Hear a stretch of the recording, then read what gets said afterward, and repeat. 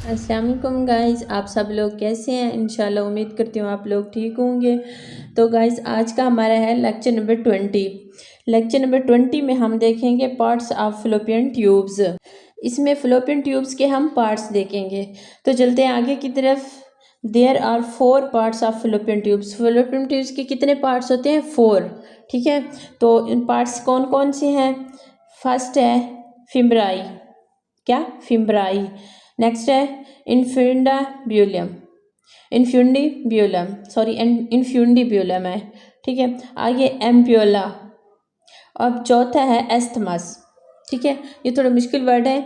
सबसे पहला है फिम्ब्राई, इन्फ्यूंडिब्यूलम, एम्पोला, एस्थमस। ये 4 पार्ट हैं फ़्लोपियन ट्यूब्स के। ठीक है, अब इनको एक्सप्लेनेशन करते हैं।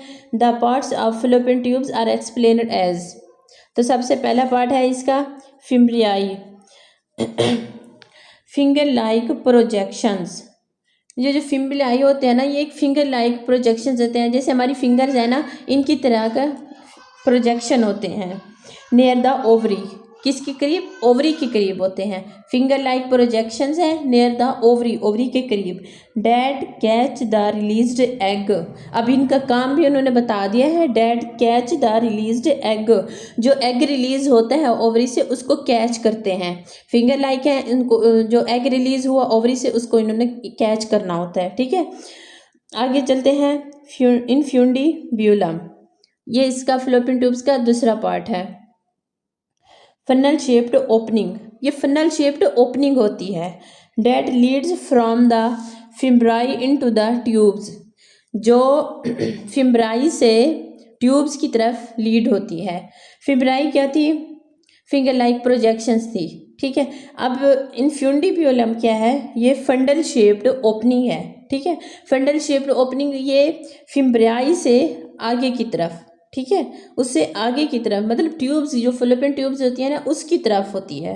ठीक है, आगे हम देखते हैं एम्प्योला। एम्प्योला क्या है? लॉन्गेस्ट एंड वाइडेस्ट पार्ट, ये सबसे बड़ा और सबसे खुला, वसी, ठीक है ना, पार्ट है किसका? फ़्लोपियन ट्यूब का। Most common site of fertilisation, अब इसका काम भी उन्होंने बता दिया है। Most common site of fertilisation, जो फर्टिलाइजेशन होती है ना, ये उसका कॉमन साइट है, ज़्यादातर फर्टिलाइजेशन यहीं पे होती है। ठीक है, एम्पोला क्या हो गया? लॉन्गेस्ट एंड वाइडेस्ट पार्ट, ये फ़्लोपियन ट्यूब्स का लॉन्गेस्ट एंड वाइडेस्ट, बड़ा और वसी पार्ट है। ठीक है, most common site of fertilisation, जहाँ पे मोस्ट कॉमन साइट फर्टिलाइजेशन की होती है। ठीक है, एस्थमस। अब चौथा पार्ट हम देखते हैं। एस्थमस कौन सा है? Isthmus is the narrow part, ये एक नैरो पार्ट है। एम्पोला को देखिए, इसमें ना आप रेफरेंस याद कर लें, आपको अच्छे से याद हो जाएगा। एम्पोला को देखें, ठीक है ना, लॉन्गेस्ट एंड वाइडेस्ट पार्ट है। ठीक है, ये बड़ा और वसी पार्ट है। Most common site of fertilisation, fertilisation की कॉमन साइट है ये। ठीक है, अब एस्थमस को देखें। Isthmus is the narrow part, ये एक तंग सा पार्ट है, नैरो पार्ट है। That connects the tube into the uterus, जो ट्यूब्स होती हैं उसको यूट्रस की तरफ कनेक्ट करता है। ठीक है, यहाँ पे फर्टिलाइजेशन होती है और यहाँ पे जो ट्यूब है वो यूट्रस से कनेक्ट होती है। ठीक है, फिम्ब्राई में देखा हमने, इसके डिफरेंस याद कर ले, आपको अच्छे से याद हो जाएगा। फिम्ब्राई में हमने देखा फिंगर लाइक प्रोजेक्शंस हैं। ठीक है, नियर द ओवरी, ओवरी के करीब होती हैं। That catch the released egg, जो रिलीज्ड एग को कैच करती हैं।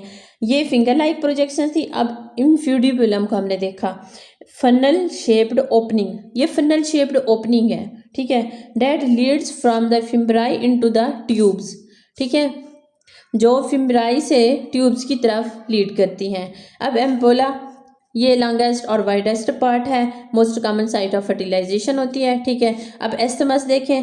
Isthmus is the narrow part, ये एक तंग पार्ट है, मतलब कि नैरो, तंग। ठीक है, that connects the tube to the uterus, जो ट्यूब को यूट्रस की तरफ कनेक्ट करता है।